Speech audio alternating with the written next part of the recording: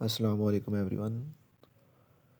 तो आज हम एक फ्रंट एंड का पेज बनाएंगे और अपनी वैल्यू जिस तरह हमने पिछले लेक्चर में की थी, फ्रंट एंड से डेटाबेस में स्टोर करवाई थी। तो आज हम सेम इसी तरह करेंगे, लेकिन आज हम फ्रंट अपना जो वैल्यू डेटाबेस में स्टोर करेंगे वो हम फ्रंट एंड वाले पेज में भी शो करवाएंगे। तो सबसे पहले हम एक फ्रंट एंड का पेज बनाते हैं। उसके लिए हम कोड लिखते हैं, वही जो हमने पहले लिखा था। HTML form method is equal to post ने। अब हम बनाएंगे 5 कॉलम, जिनमें आएगा ID, name, email, cell number and password. ID को हम रख देंगे ऐटोमेटिक, और 4 कॉलम होंगे जिनको हम यहाँ पे टेबल जिनके बनाएंगे, क्योंकि आईडी खुद ही अपना एक नंबर ऐटोमेटिक ही आगे लिखती जाएगी। तो अब फ्रंट एंड का पेज बना लेते हैं। तो ये आप कोड देख सकते हैं फ्रंट एंड के पेज के लिए। Name input type is equal to text and name is equal to name. Email input type is equal to text, name is equal to email, और BR लगा देंगे ताकि वो अगली लाइन में चला जाए। Cell number input type is equal to text, name is equal to cell number, and password input type is equal to text and name is equal to password, और आगे हम लगा देंगे BR।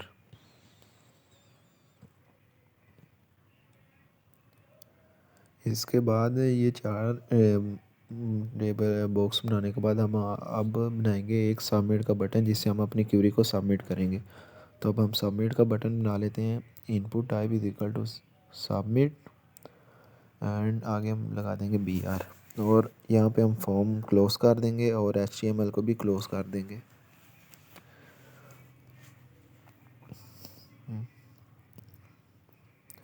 फॉर्म और HTML को close करने के बाद अब हम अपने इतने से कोड को सेव करवाएंगे और रन करके चेक करेंगे कि हमारा फ्रंट एंड पेज बन चुका है या नहीं। तो अब हम इसे सेव करवाएंगे अपने नेम के फोल्डर में, अली असद BSIT F/E40। आप कोई भी अपने नेम का फोल्डर बना सकते हैं जिसमें आप अपनी सारी वैल्यू सारी जितनी भी फाइलें स्टोर कर सकते हैं। तो इस फाइल का हम कोड का नाम रख देते हैं index.php, और ये हम इसे सेव करवा देते हैं। अब हम जाते हैं इसका ही आउटपुट को चेक करने के लिए। तो अब हम सर लिखेंगे यहाँ पे लोकल होस्ट स्लैश अपने फ़ोल्डर का नाम, जो हमने अभी फ़ोल्डर का नाम क्रिएट किया है, अली असद BSIT F22E40 के नेम से है। तो अब हम इसकी आउटपुट चेक करते हैं। तो आउटपुट चेक करके ये आप देख सकते हैं हमारे 4 टेबल बॉक्स और एक सबमिट का बटन बन चुका है, और हमारा कोई एरर नहीं आ रहा। अब यहाँ पे हम अपनी क्यूरी इंसर्ट करेंगे। इसके बाद अब हम फ्रंट एंड में बैक एंड का भी कोड लिखते हैं PHP का, जिसके ज़रिए हम डेटाबेस से वैल्यू रिक्वेस्ट लगा के वेरिएबल तो कनेक्शन करवाएंगे आपस में वैल्यू का। तो यहाँ पे हम सेम इसी तरह जैसे ऊपर name, email, cell number, password के 4 बनाए थे, इसी तरह अब हम यहाँ पे भी रिक्वेस्ट के बनाएंगे $name, $email, $cell number and $password. तो यहाँ पे हम लिखेंगे $name is equal to $request and bracket में नेम। इसी तरह अब हम 3 और बना देंगे, ईमेल का, सेल नंबर का और पासवर्ड का।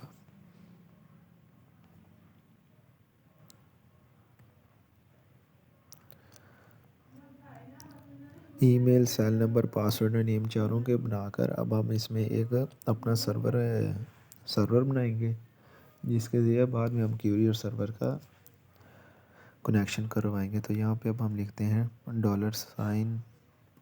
$Server is equal to MySQL connect, जैसे कि हमने पहले अपने कोड में पिछले में सर्वर बनाया था, सेम इसी तरह इसमें भी यही बनाएंगे।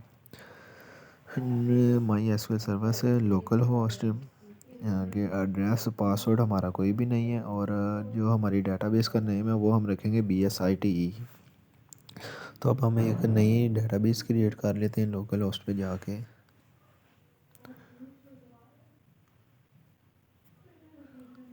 यहाँ पे लोकल होस्ट पे जाके हम जाएंगे BSIT में, न्यू डेटाबेस एक बनाएंगे BSIT के नेम से। डेटाबेस क्रिएट करने के बाद उसमें हम अपनी जो होगा ना टेबल नेम उसे रखेंगे रजिस्ट्रेशन के नाम से, क्योंकि हम एक रजिस्ट्रेशन फॉर्म लेंगे तो इसलिए हम अपने टेबल का नाम क्रिएट करेंगे रजिस्ट्रेशन। रजिस्ट्रेशन क्रिएट करेंगे और नंबर ऑफ़ कॉलम हम रख देंगे 5, जिसमें आएगा ID, name, email, cell number and password, जो कि हमने अपने फ्रंट एंड कोड में बना चुके हैं। तो पहले हम लिखेंगे आईडी, आईडी आईडी के बाद लिखेंगे नेम, नेम के बाद लिखेंगे ईमेल, ईमेल के बाद cell number and cell number के बाद हम लिखेंगे पासवर्ड। और इनकी टाइप हम कर आईडी की टाइप रहेगी इंट एंड नेम, ईमेल और सेल नंबर एंड पासवर्ड, इनकी टाइप हम रख देंगे var4।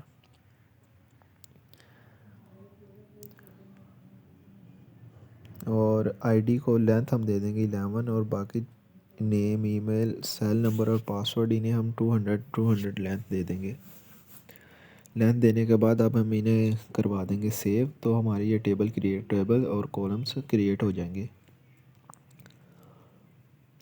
ये आप देख सकते हैं हमारे टेबल और कॉलम्स क्रिएट हो गए हैं ID, name, email, cell number and password के नेम से।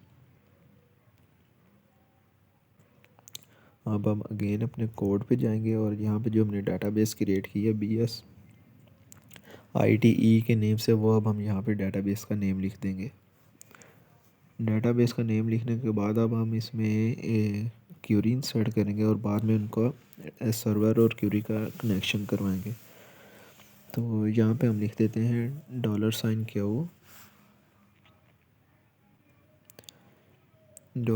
$Q is equal to insert into registration name, email, cell number, password, और इसे हम वैल्यूज़ दे देंगे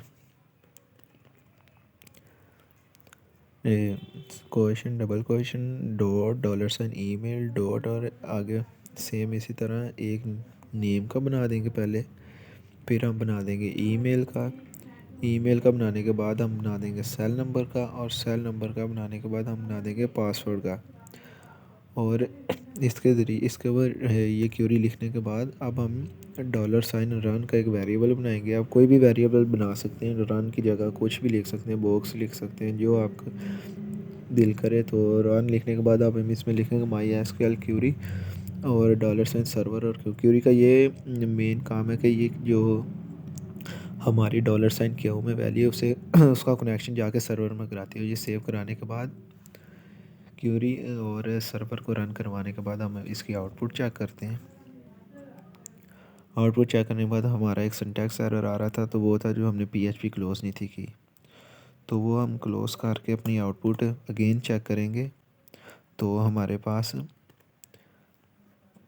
आउटपुट अगेन चेक करने के बाद हमारे पास हमारा कोई एरर नहीं आ रहा, लेकिन हमारे पास जो एरर आ रहे हैं वो आ रहे हैं अनडिफाइंड एरे की नेम, ईमेल, सेल नंबर और पासवर्ड। वो ये कह रहा है कि ये हम डिफ़ाइन नहीं किए हुए आपने। तो इसका सल्यूशन ये है कि हम ये एरर को ख़त्म करने के बाद यहाँ पे $रिक्वेस्ट से पहले @ लगा देंगे चारों का आगे, जिसके ज़रिए हमारा ये जो अनडिफाइंड एरे वाला एरर है ये हमारा रिमूव हो जाएगा।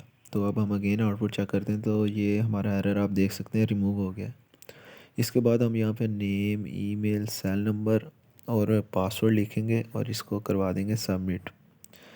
तो ये हमारी डेटाबेस में ये आप देख सकते हैं वैल्यू स्टोर हो चुकी है। अब हम चाहते हैं कि हमारी जो डेटाबेस में वैल्यू स्टोर हो रही है वो हमारे फ्रंट एंड के पेज के नीचे भी शो हो, तो उसके लिए भी हम कोड करेंगे। लेकिन सबसे पहले हम जो हमारा आईडी वाला कॉलम है उसे हम जाके यहाँ से कर देंगे ऑटोमेटिक, जिसके ज़रिए वो खुद ही जैसे आप वैल्यू स्टोर होती जाएगी वो खुद ही उसे एक नंबर देता जाएगा आगे, 1 2 3 4, वो खुद ही एक ना एक नंबर देता जाएगा। ये आप देख सकते हैं। हम आईडी खुद ही एक अपने से ही ऑटोमेटिक होगी, तो वो नंबर देती जा रही है जो हम डेटाबेस को इंसर्ट करवा रहे हैं।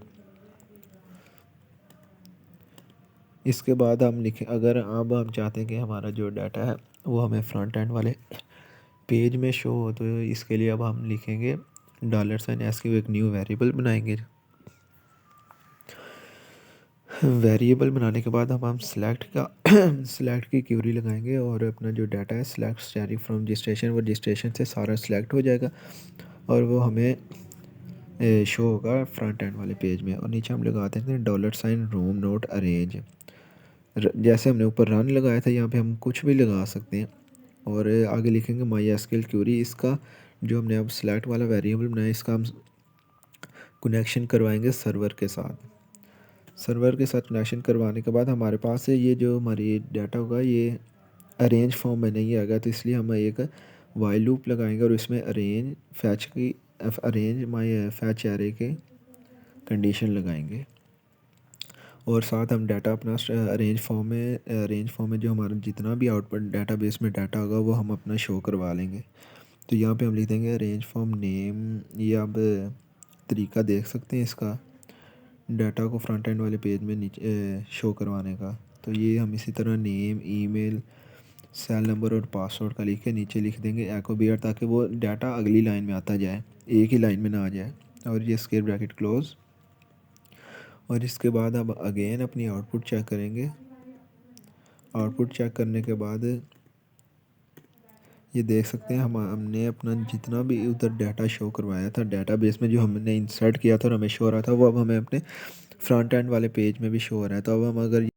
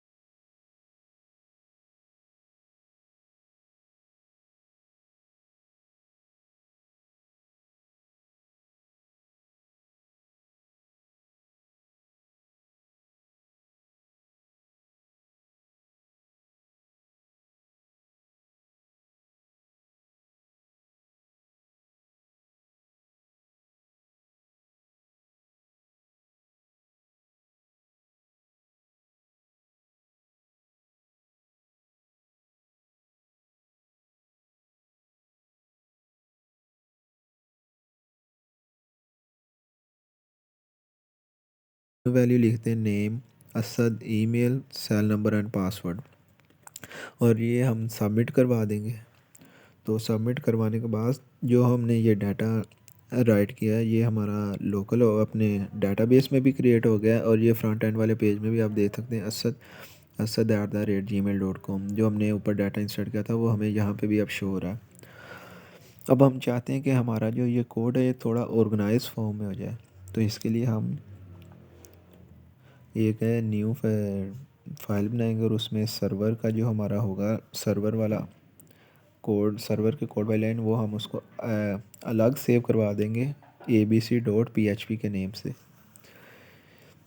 उसी फाइल में LESL वाली में जिसमें हमने ये इंडेक्स फाइल करवाए थे, ये सेव करवाने के बाद जहाँ से हमने सर्वर को उठाया वहाँ पे हम लिख देंगे इंक्लूड, और आगे उस फाइल का नेम जो हमने सेव करवाई थी abc.php। इसका काम वही होगा, लेकिन सेम वही काम है, लेकिन ये अब थोड़ा ऑर्गेनाइज फॉर्म में हो जाएगा।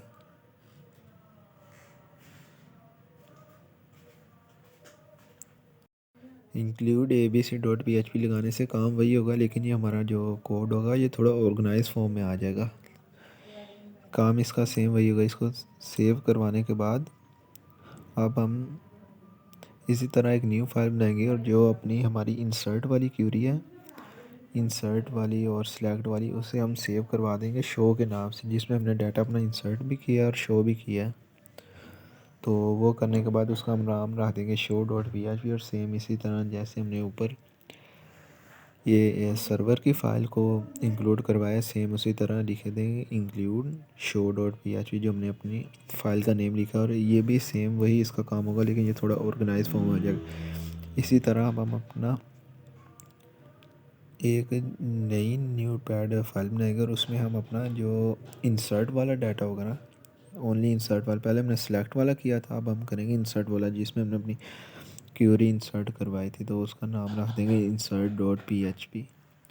insert.php रखने के बाद हम सेम इसी तरह लिख देंगे इंक्लूड और आगे फ़ाइल का नेम। तो ये सेम वही काम होगा, लेकिन इसके ज़रिए इंक्लूड लगाने के ज़रिए हमारा जो डाटा है वो थोड़ा ऑर्गेनाइज फॉर्म में आ गया, जिसको कोई भी पढ़ सकता है, उसे कोई मुश्किल पेश नहीं आएगी।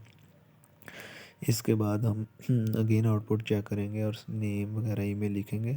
तो ये सेम इसी तरह हमारा सबमिट करेंगे तो हमारा डाटा डेटाबेस में भी स्टोर होगा और यह हमें नीचे फ्रंट एंड वाले पेज में भी शो हो जाएगा।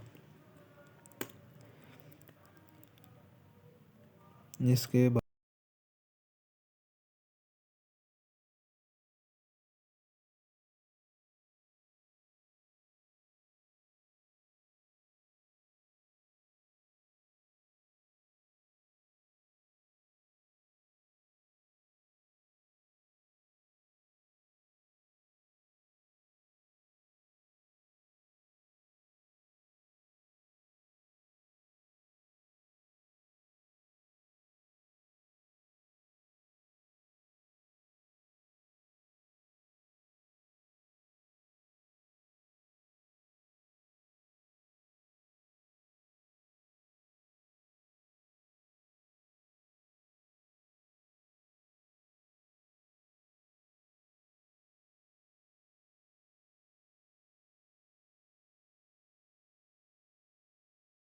शुरू की और टीडी शुरू की और नेम टीडी ख़त्म की, आगे TD input name text name TD ख़त्म की, टीआर ख़त्म की।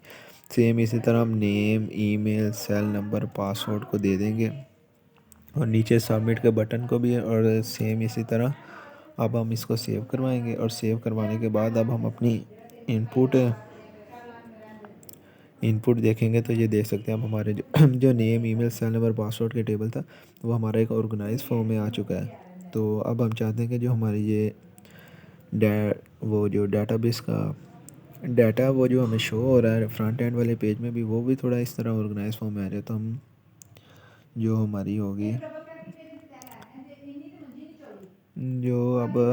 होगी ये जहाँ पे हमने लगाया था रेड डाटा को शो करवाया था वाइल लूप के नीचे, उसमें भी हम TRTD का यूज़ करेंगे, जिसके ज़रिए जो हमारी आउटपुट का डाटा शो होगा वो भी हमें एक ऑर्गेनाइज फॉर्म में टेबल में शो हो जाएगा। तो इसमें अब हम वैल्यू एंटर करेंगे, ईमेल लगाएंगे, सेल नंबर पासवर्ड सबमिट करेंगे तो वो हमें सेम